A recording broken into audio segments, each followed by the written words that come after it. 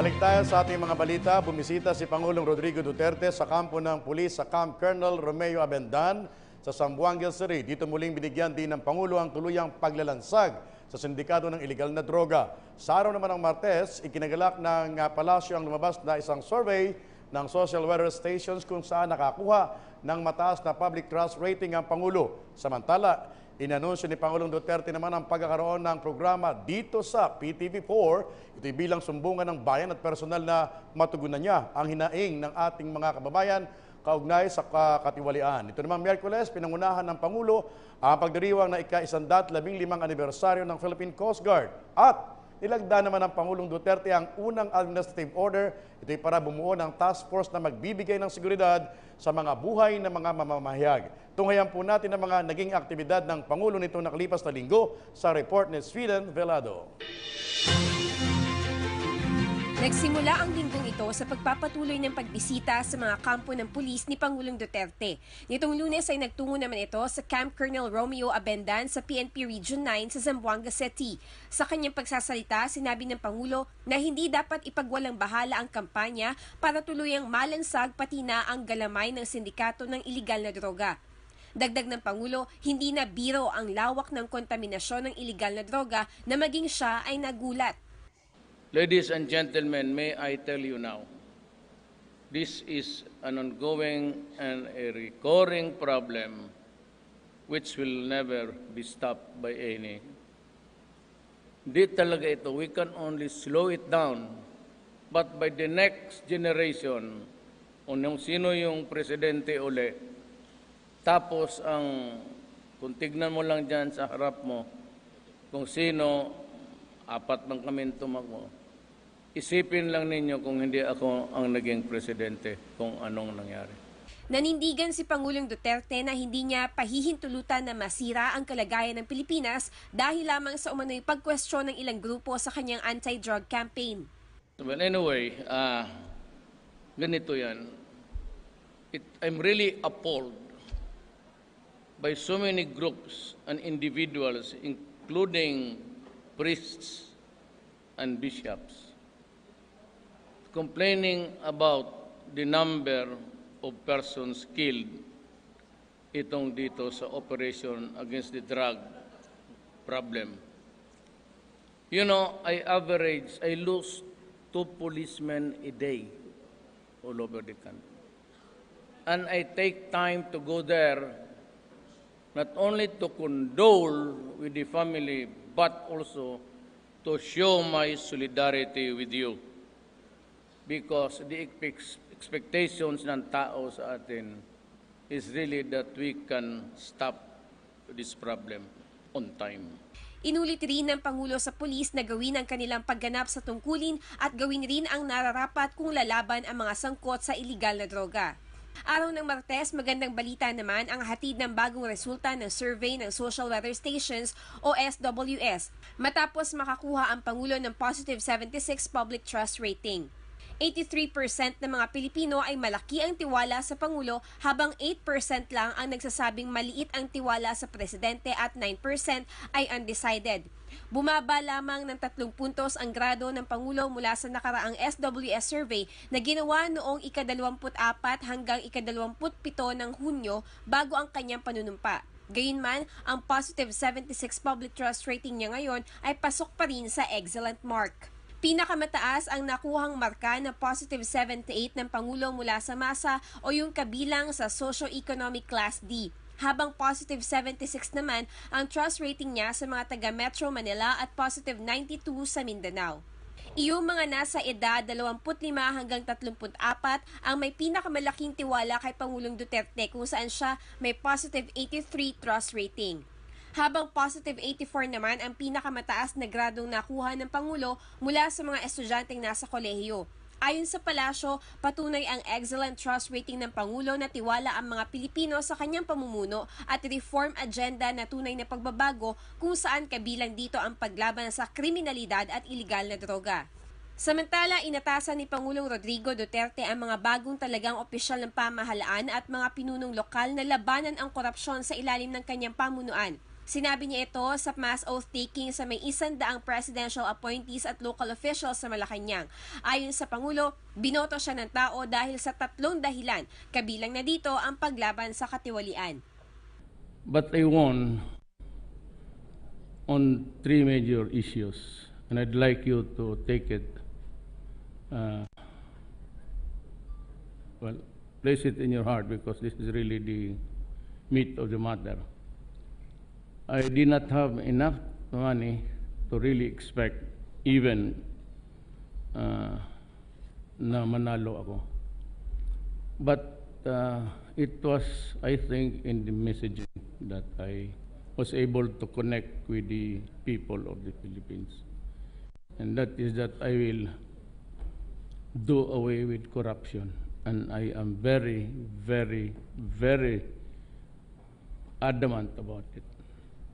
Sana. Hindi naman ito para sa inyo.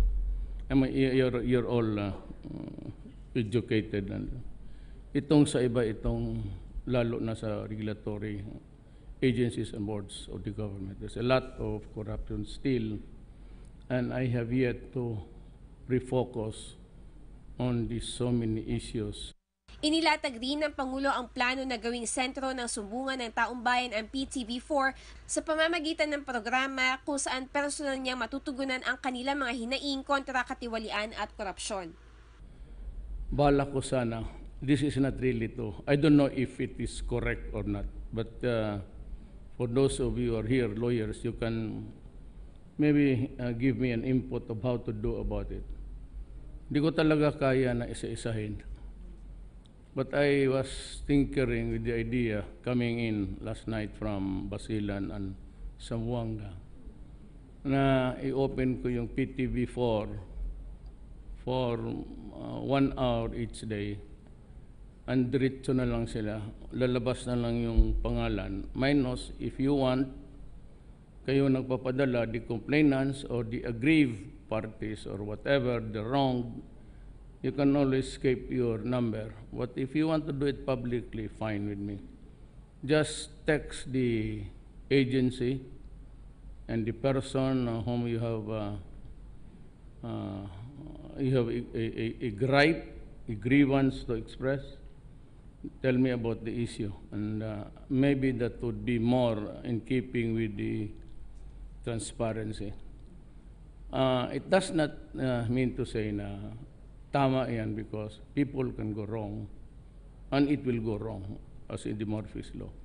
Miyerkules, pinangunahan ni Pangulong Rodrigo Duterte ang pagdiriwang ng ika-115 anibersaryo ng Philippine Coast Guard kasabay ang pagkomisyon sa barko ng Republika ng Pilipinas Tubataha sa lungsod ng Maynila. Isa itong multi-role response vessel na ginawa at nagmula pa sa Japan na gagamitin sa pagpapatrol ng ating karagatan, pagtitiyak ng maritime security at pangangalaga ng ating marine environment. By virtue of the powers vested in me as President of the Republic of the Philippines, I hereby commission barko ng Republika ng Pilipinas, Tubataha, in the service of the Philippine Coast Guard effective this date. Sa kanyang talumpati, muling binigyang diin ng Pangulo na pinaka-focus ngayon ng kanyang administrasyon ang pagpuksa sa kriminalidad, iligal na droga at human trafficking sa bansa. Kasunod nito ay nabanggit niya rin ang pagbubukas ng Mega Drug Rehabilitation Center sa Nueva Ecija para sa drug surrenderies. Ordered them to open up spaces para ilagay ito. This is now in Fort Magsaysay. It will be completed by October 15. Sa huli, sinabi ng Pangulo na pangarap niyang ihatid sa buong bansa ang kaligtasan at kapayapaang nararanasan ng ating mga kababayan sa Davao City. Kinabukasan, nilagdaan na ni Pangulong Rodrigo Duterte ang unang administrative order nito na layong bumuo ng task force na nakasentro sa pagbibigay seguridad sa buhay ng mga mamamahayag at paglaban sa karahasan tulad ng pagpatay sa ilang mga kasapi ng media. Whereas the United Nations Educational, Scientific, and Cultural Organization, UNESCO, noted that the safety of journalists and the prosecution and punishment of those who kill members of the media are essential to preserve the fundamental right to freedom of expression guaranteed by Article 19 of the Universal Declaration of Human Rights. Si Justice Secretary Vitaliano Aguirre ang tatayong chairman ng task force, co-chairman naman si Communications Secretary Martin Andanar at bubuuin ito ng Solicitor General kasama ang mga kalihim at pinuno ng DILG, DND, Presidential Human Rights Committee, AFP, PNP at NBI. Magsisilbi namang observers at resource persons ang CHR, Ombudsman, National Press Club, National Union of Journalists of the Philippines, kapisanan ng mga broadcaster ng Pilipinas, Publishers Association of the Philippines at Philippine Press Institute. Magkakaroon ng Presidential Task Force ng inventory ng mga kaso ng karahasan sa mga miyembro ng media at ito na rin ang tututok sa mga hindi pa nararesolbang kaso maging iyong mga nasa ilalim ng preliminary investigation at paglilitis. Kagaya na lang na Maguindanao Massacre kung saan matatandaang nasa mahigit 30 journalists ang napatay. Hindi pa nakapaloob sa AO ang usapin sa seguridad ng mga mamamahayag na nakakatanggap ng online threat, subalit pwede na itong idulog sa task force. Ayon sa palasyo, naniniwala ang Pangulo sa kahalagahan ng pangangalaga sa bawat buhay ng mamamahayag na siyang responsable sa pagbibigay ng patas na pagbabalita sa publiko. The President wanted this admin order or administrative order number 1 is because he cares for you, for us. And he believes in freedom of the press.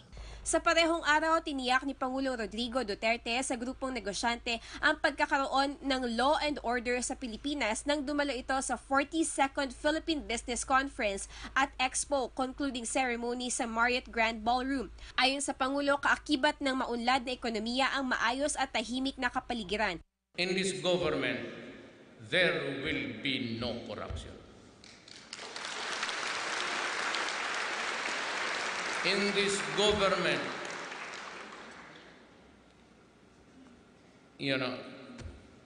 it will be clean, as in clean, and this government will promise you law and order.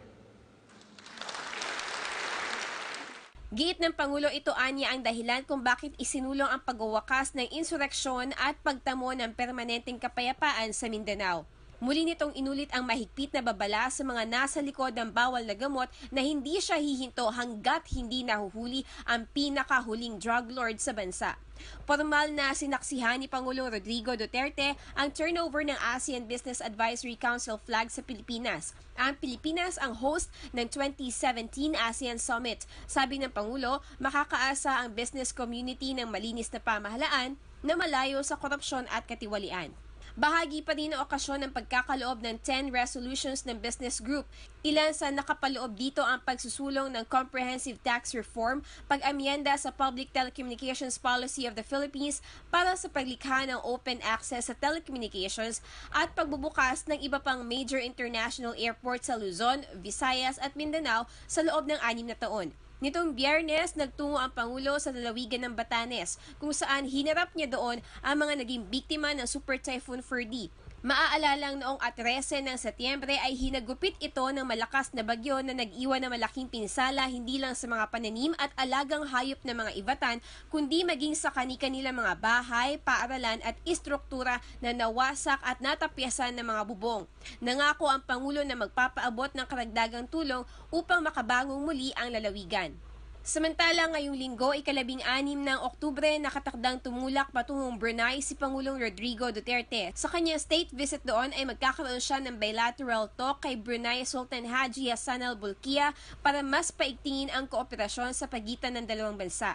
Nasa mahigit 20,000 mga Pinoy ang kasalukuyang nagtatrabaho sa Brunei at kaugnay nito ay makikipagkita si Pangulong Duterte sa Filipino community doon na gaganapin sa indoor stadium ng Hassan al-Bolkiah National Sports Complex. Matatanda ang Brunei ang dapat sanay unang bansa sa ASEAN na pupuntahan ng Pangulo, subalit hindi ito natuloy bunsod ng naganap na pagsabog sa Rojas Night Market, Davao City noong 2 ng Setyembre. Samantala, mula Brunei ay didiretso ng Beijing, China ang Pangulo sa 18 na Oktubre, kung saan agad din itong sasabak sa bilateral meeting nila ni Chinese President Xi Jinping. Well, the bilateral relations between the Philippines and China are very expansive. So we expect that all areas of interest will be expected to be discussed, including the South China Sea. Inaasahang makikipagkita rin ng Pangulo kina National People's Congress Chairman Zhang Dejiang at Chinese Premier Li Keqiang.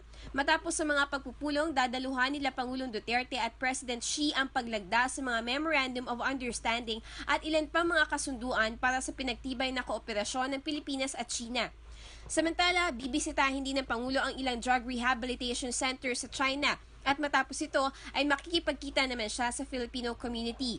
Magbibigay din ito ng talumpati sa harap ng mga Filipino at Chinese investors sa gaganaping Trade and Investment Forum doon. In June this year, the Philippines and China celebrated 41 years of formal bilateral relations.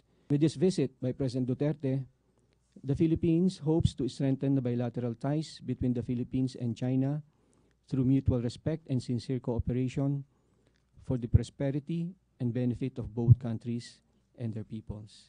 Sa 21 ang balik sa bansa ng Pangulo.